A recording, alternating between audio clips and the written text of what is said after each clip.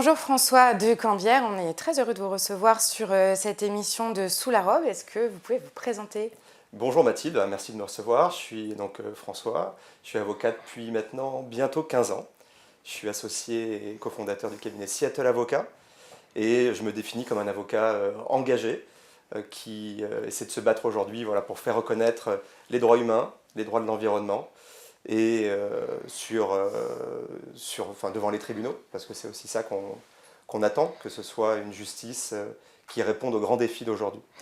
On reviendra sur cette notion d'engagement, mais je voulais commencer cette émission par une affaire assez retentissante sur laquelle vous avez eu l'occasion de travailler. C'est l'affaire Yuka contre ce qu'on peut appeler le lobby de la charcuterie. Est-ce que vous pouvez revenir un peu sur cette affaire? Bien sûr, déjà c'est une affaire qui est importante parce que je crois que ça correspond exactement à ce qu'on veut faire, moi ce que je veux faire en tant qu'avocat et ce qu'on veut faire avec mes associés, nos collaboratrices et collaborateurs.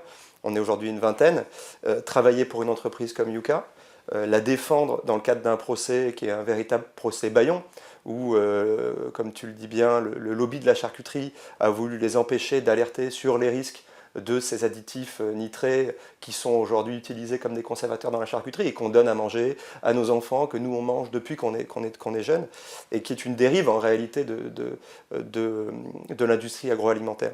Donc c'est vraiment ça, c'est travailler de manière engagée et travailler pour les entreprises. Ce qui était intéressant dans ce dossier, c'est que l'action avait été initiée devant le tribunal de commerce sur, je crois, de la concurrence déloyale.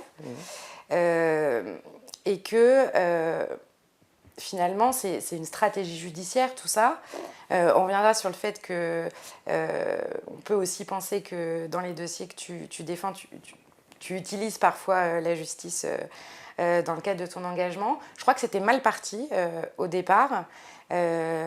Comment est-ce que tu as réussi à retourner ce dossier? Comment tu as réussi à convaincre les juges?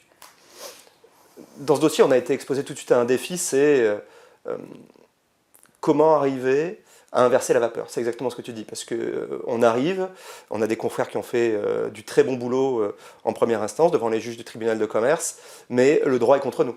C'est-à-dire que Yuka est condamné sur du dénigrement, des pratiques commerciales trompeuses, et ils ne sont pas condamnés sur l'appel au boycott, mais qui est un truc extrêmement marginal. Mais ils sont quand même condamnés à quasiment 100 000 euros dommages et intérêts pour cette...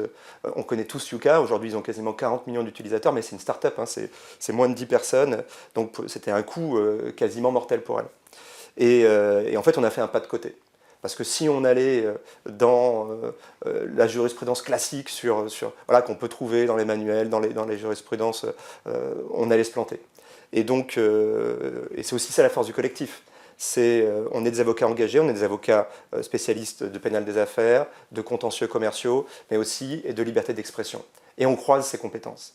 Et on se retrouve avec plusieurs de mes associés, mon associé François Ranger, notre collaboratrice Olivia Lévy, notre collaboratrice Louise de Carsin, et on brainstorm avec Yuka. Et en fait, ce que l'on comprend, c'est que Yuka, c'est pas simplement une entreprise. C'est pas simplement une application. Ce sont des gens qui sont pas des militants, qui sont engagés, qui veulent faire changer le monde, qui veulent informer le consommateur. Et on fait le parallèle avec des dossiers qu'on traite nous tous les jours, parce qu'on est des avocats de Mediapart. On se dit, en fait, c'est un sujet de liberté d'expression. C'est un sujet fondamental de société, puisque les gens qui consomment tous les jours du jambon, etc., quels que soient les aliments, ont le droit de savoir les ingrédients. Et en réalité, on a déplacé le sujet qui était très technique et vraiment des dizaines et des dizaines de pages de conclusion. On n'aurait sans doute pas fait mieux, mais tout de suite, on a revendiqué le droit de Yuka d'être subjectif. Et donc, à partir de là, on décale le sujet. C'est-à-dire que la question n'est plus de savoir si on a une base factuelle suffisante, exacte, puisque c'est ça la question du dénigrement, s'agissant de risques de cancer dont on parle. C'est de savoir si on a le droit de mettre la lumière, d'accentuer un risque en particulier, parce que, de manière extrêmement engagée, c'est ça la promesse à l'utilisateur de Yuka, c'est de pouvoir faire des choix éclairés et des choix différents. Et en fait, c'est ça qu'on a fait reconnaître devant la cour d'appel, les 3 cours d'appel. Et c'est une vraie évolution du droit. On a l'impression que dans ces contentieux qui sont un peu nouveaux, en tout cas, qui traitent de sujets... les défis de la société. Hein, voilà, de sujets actuels. la défense a besoin d'être créative. Est-ce que tu dirais ça? Parce que tu disais on a dû faire un pas de côté. Est-ce que tu penses que sur ces nouveaux enjeux, finalement, le droit n'est pas super adapté et qu'il faut être un peu créatif, plus que dans les autres contentieux? Je crois qu'il faut être créatif par principe. En tout cas, nous, c'est notre conviction. Et moi, c'est mon moteur.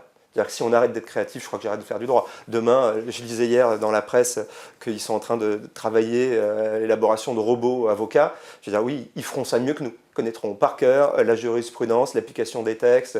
C'est évident sur l'intelligence artificielle. En revanche, être créatif, aller au-delà de ce qui est attendu, dépasser ce à quoi on peut tout de suite penser, c'est essentiel, moi je dirais vraiment, pour que le métier soit agréable, et puis pour répondre à des défis qui ne se sont jamais posés. Et donc apporter et donner envie aux juges, oui, d'accompagner ces changements de la société. Il y a un autre sujet sur lequel tu es très impliqué, c'est le devoir de vigilance. Alors, de manière préliminaire, je veux bien que tu expliques ce que c'est, parce qu'on en parle beaucoup. Tout le monde ne sait pas ce que c'est, donc je veux bien que tu nous expliques ce que c'est, si tu veux bien. Alors, devoir de vigilance, déjà, c'est une innovation française qui a introduit donc, dans notre droit en 2017 ce qu'on appelait jusque-là le droit mou, qui date des années 70, de fin des années 70, c'est comment les entreprises adoptent une conduite responsable. Tout un tas de recommandations qui ont été élaborées pour que les entreprises respectent les droits humains, l'environnement, la santé, les libertés. En gros, c'est la responsabilisation des entreprises qui est essentielle dans notre monde aujourd'hui, puisque la majorité des atteintes à l'environnement, elles sont commises par nos modèles économiques des entreprises. Et donc, la loi devoir de vigilance, elle prévoit l'obligation, depuis 2017, pour les plus grandes multinationales françaises, plus de 5000 salariés, d'adopter un plan, d'établir, de publier un plan de vigilance qui doit comprendre tout un tas de dispositifs dans lesquels je ne rentre pas en détail, mais qui vont permettre de prévenir et de limiter les atteintes graves à l'environnement, à la santé, à l'environnement qui sont causées par les entreprises. Et point très important, pas simplement par l'entreprise, mais également par ses filiales et par ses fournisseurs et sous-traitants. C'est-à-dire, c'est l'appréhension par le droit des chaînes d'approvisionnement. Donc on dépasse ce qu'on appelait le voile social et que le droit civil ou le droit pénal avait du mal à dépasser. Ça, c'est une vraie innovation. Et aujourd'hui, et on parle là quelques jours après une nouvelle innovation majeure, même si on est un peu reculé par rapport à ce qu'on pouvait s'attendre, l'Union européenne vient d'adopter une directive sur le devoir de vigilance européen. Donc on a une nouvelle réglementation qui prend le modèle de la loi française et qui s'inspire en réalité aussi beaucoup de ce qui s'est fait en Allemagne et qui va s'appliquer à l'ensemble des entreprises européennes et des entreprises hors Union européenne qui interviennent en Europe. Donc c'est comment on arrive, par le droit, à réguler l'activité des multinationales. L'autre particularité de ces procès, parce qu'on n'a quand même pas tout à fait cette habitude en France, c'est que les actions, tu vas nous en dire plus, sont engagées par des ONG. C'est des actions, donc il y a des ONG, alors je crois Notre Affaire à tous ou encore Sherpa, qui sont à l'initiative de procédures judiciaires. Ce n'est pas forcément quelque chose qui est très courant. Est-ce que tu peux nous dire ce que ces ONG que tu accompagnes dans ces contentieux recherchent quand elles engagent des actions judiciaires et qu'est-ce qu'elles reprochent exactement aux sociétés qu'elles attaquent? Alors, première chose, c'est qu'elles sont même à l'initiative de la loi. Et ça, c'est super. Parce que c'est véritablement elles qui ont permis, avec des professeurs de droit, et ça il faut vraiment le dire, c'est une loi qui a été pensée par des juristes. Et c'est fondamental. Ensuite, il faut aussi dire que le devoir de vigilance, c'est appliqué tous les jours dans les entreprises. Et que c'est une façon de faire changer les entreprises en interne. Et les juristes qu'on rencontre, avec lesquels on travaille, ils nous le disent. C'est une nouvelle écoute de la part des dirigeants d'entreprise. Et enfin, pour les ONG, c'est un vecteur. C'est-à-dire qu'au-delà du plaidoyer, qu'elles font depuis des années pour essayer de se faire entendre sur ces sujets si graves, le droit peut être utilisé en matière de contentieux stratégique. C'est-à-dire comment on fait avancer une cause aussi nouvelle, mais aussi grave que le changement climatique, par exemple, la déforestation. Comment est-ce que l'on trouve des solutions devant les tribunaux? Et les contentieux qu'on a engagés pour le compte de coalition, il y a des ONG, mais il y a des ONG françaises, il y a des ONG américaines, il y a des ONG ou des associations, on travaille aussi pour des peuples amazoniens, qui demandent à Casino, dans le cadre d'un procès, de limiter la viande bovine qui provient de zones déforestées dans ces chaînes d'approvisionnement, dans ces magasins en Amérique latine. On est en train d'essayer de régler des problèmes qui n'ont pas de solution jusque-là dans le droit. Donc c'est pour ça que c'est extrêmement fort. Et en même temps, c'est un vrai défi pour la justice, puisque les sujets sont très complexes. On est au carrefour du droit de l'environnement, du droit civil, du droit des sociétés, du droit pénal, des dossiers extrêmement volumineux. Comment est-ce que la justice française, qui est en souffrance, on le sait tous, comment est-ce que la justice s'adapte? Et juste pour terminer là-dessus, le devoir de vigilance, pourquoi c'est un grand espoir? Parce qu'on l'a dit, c'est un vecteur de changement, c'est un vecteur aussi pour arriver à faire évoluer tout un environnement. Quand une société est assignée, déjà elle peut discuter, c'est le principe de la loi.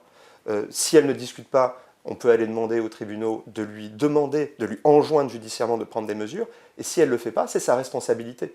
Donc on est vraiment dans ce qu'on peut appeler le pollueur-payeur. Là, il y a celui qui cause l'atteinte doit réparer. C'est vers ça qu'il faut qu'on tende. Est-ce que, parce que c'est une question qu'on peut se poser, est-ce que c'est une question de gros sous? Est-ce que les ONG demandent de l'argent dans ces procédures?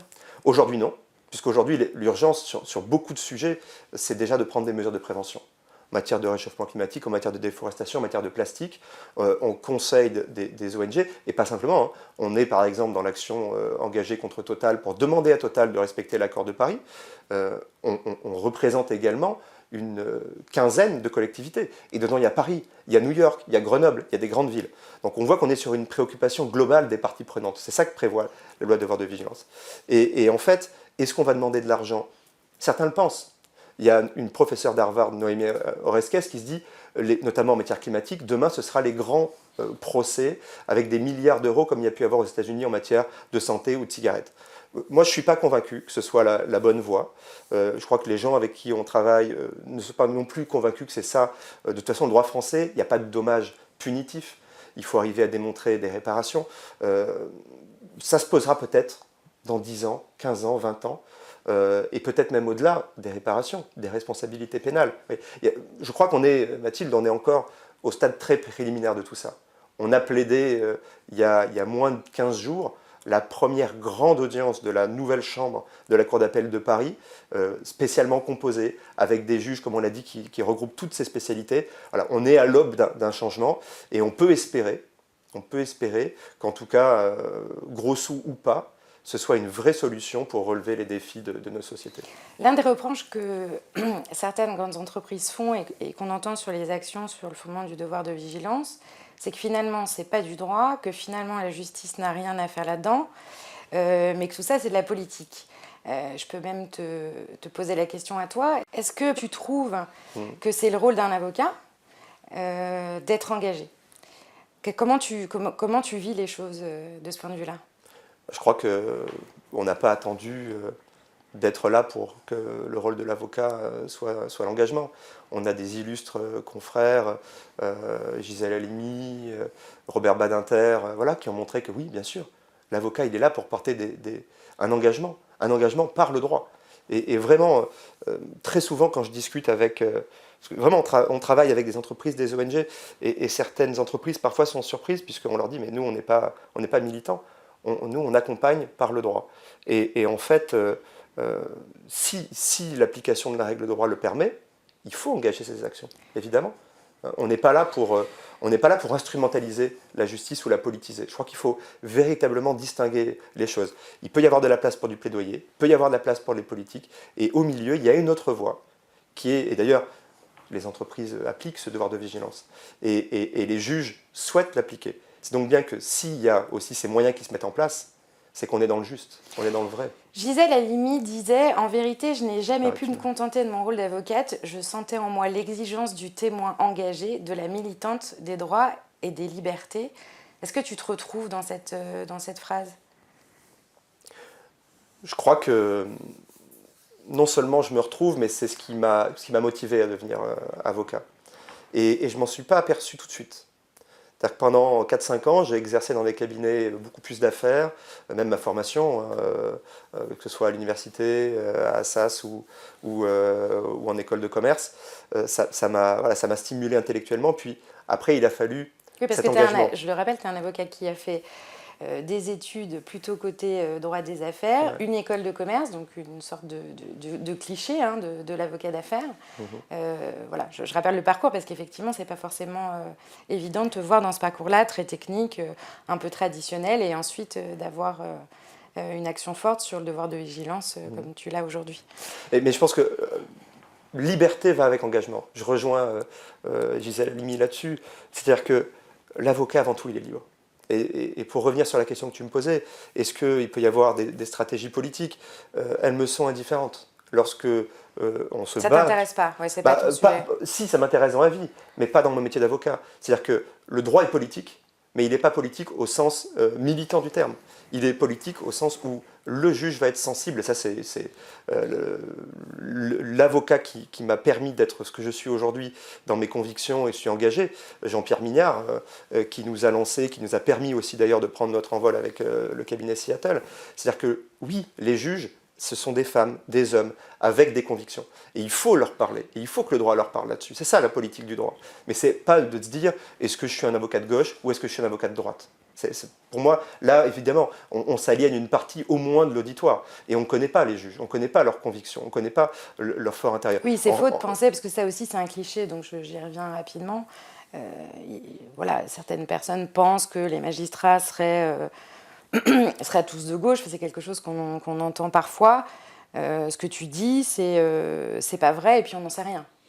Et puis, en réalité, c'est pas ça qui m'importe. Ce qui m'importe, c'est comment est-ce qu'on va arriver à les convaincre et les toucher. C'est ça notre métier. Et comment nous, parce qu'on se tient droit dans les convictions qu'on porte, en tout cas, moi, c'est comme ça que le matin, je me lève, je me dis, je suis heureux d'aller travailler, parce que les clients pour lesquels je travaille, je suis heureux de les accompagner, soit de les faire changer, soit de les permettre de défendre des causes qui sont justes, certaines qui parfois sont moins justes, mais qui nécessitent d'être défendues pour être bien comprises. C'est ça qu'il disait, et tous les défendre, et les défendre tous. Donc, il faut cette liberté. Ça, c'est vraiment un principe fondamental. Tu parles de liberté, je vais te parler d'insolence.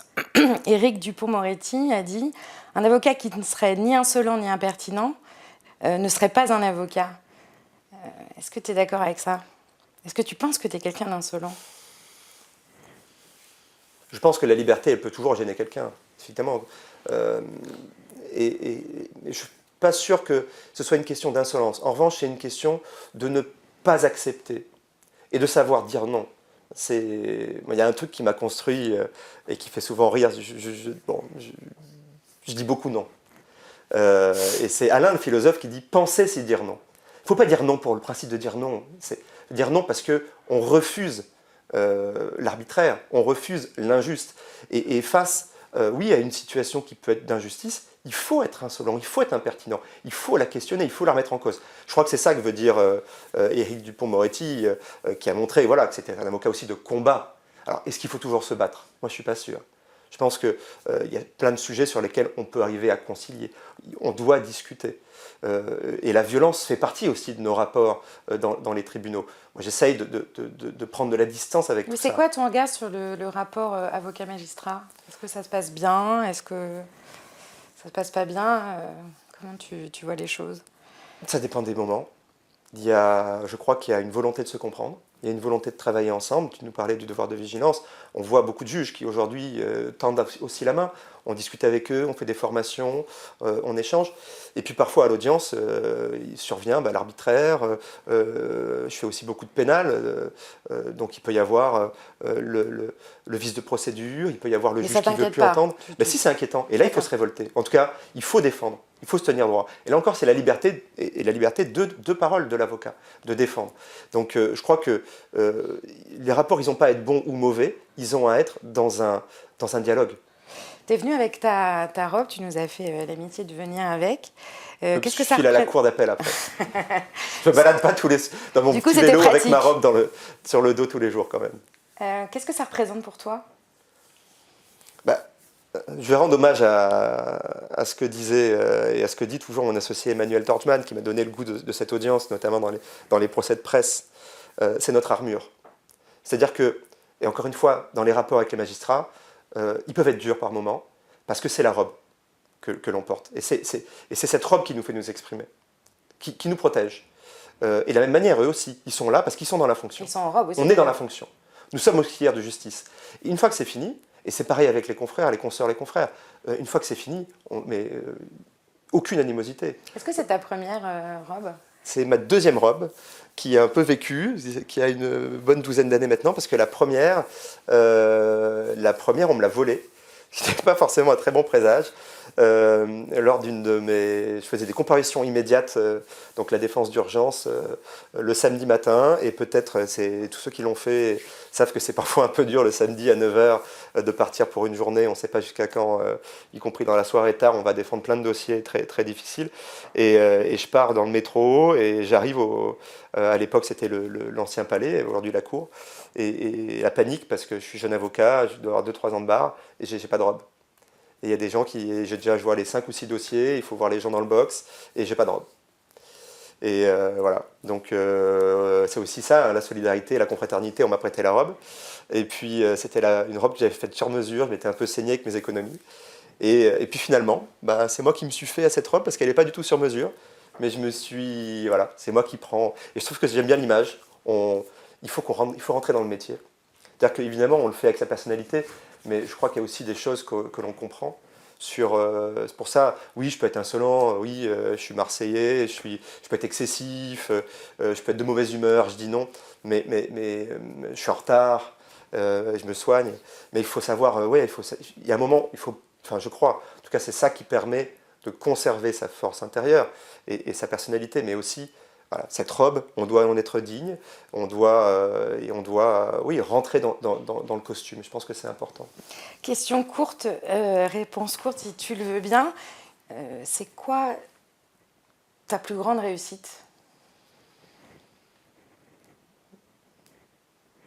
Notre plus grande réussite, il y a des belles décisions, comme Yuka, tu en as parlé. Et je crois aussi c'est d'avoir construit un cabinet qui aujourd'hui correspond à ce que je veux faire. Qu'est-ce que tu trouves le plus réjouissant dans le métier d'avocat?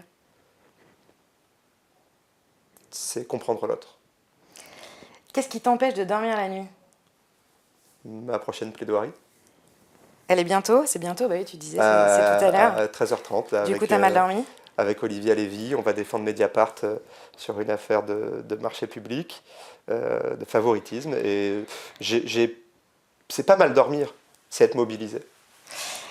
Ton film préféré? Alors, en fait, c'est pas un film. Enfin, c'est un film, si, c'est un film d'animation. Une série? Ah! Non, c'est un film d'animation. C'est Valse avec Bachir. Je ne sais pas si vous l'avez vu, mais c'est aujourd'hui, voilà, malheureusement, on repart de manière tragique d'Israël-Palestine. Et ce film, je pense, mérite d'être vu. Parce que sur les ravages de la guerre au Liban, hein, mais on est en train de revivre des choses difficiles. On est en train de revivre des choses difficiles des deux côtés. Et ce film, oui, je pense qu'il parle avant tout de ce qu'on oublie vraiment beaucoup aujourd'hui, c'est l'humain dans tout ça. Qu'est-ce que tu écoutes en ce moment? Qu'est-ce que j'écoute? Je peux écouter vraiment beaucoup de choses. J'écoute beaucoup de vieux rock, de Bowie, de Neil Young. J'écoute aussi, j'écoute Nova, alors un peu tout ce qui passe, du Doja Cat, de ce que vous voulez. Et puis j'écoute beaucoup de classiques, parce que ça fait quelques années que je me suis remis au piano. Et ouais, Valse avec Bachir, il y a les variations Goldberg jouées par Gould sur les massacres de la guerre. Et en fait, c'est aussi ça qui ressurgit. C'est derrière l'humanité de la musique classique, moi, qui me porte. Pour finir cette émission, je voulais te demander, est-ce qu'il y a quelque chose, un message que tu as envie de passer à un de tes confrères? Alors, il y aura un message pour deux confrères. Une disparue, et tu en as parlé, c'est Gisèle Halimi. Et j'ai envie de dire merci pour effectivement cet engagement qu'elle a mis dans le métier, qu'elle nous a d'une voie qui s'est ouverte, et aussi pour les femmes, parce que je crois qu'aujourd'hui c'est extrêmement important, parce qu'on a souvent beaucoup parlé des ténors masculins, c'est tous des hommes quasiment. Et voilà une belle image qui, nous aussi en tant qu'hommes, on n'a pas parlé des parents, mais dans le portrait de la relève, j'en ai déjà beaucoup parlé, mais je crois que voilà, c'est dans ce métier, ce qui nous anime, il y a sans doute quelque chose d'intrafamilial, et j'ai autant d'admiration pour mon père et pour ma mère, et je pense que c'est important voilà, qu'il y ait des avocates comme ça. Et le deuxième merci va être très court, il est pour Henri Leclerc. Merci de cette longévité dans ces combats, et de nous montrer qu'on peut voilà, être un très grand avocat, un très grand homme, respecté, et d'avoir une si grande longévité. Merci François. Merci à toi et merci à vous tous, toutes.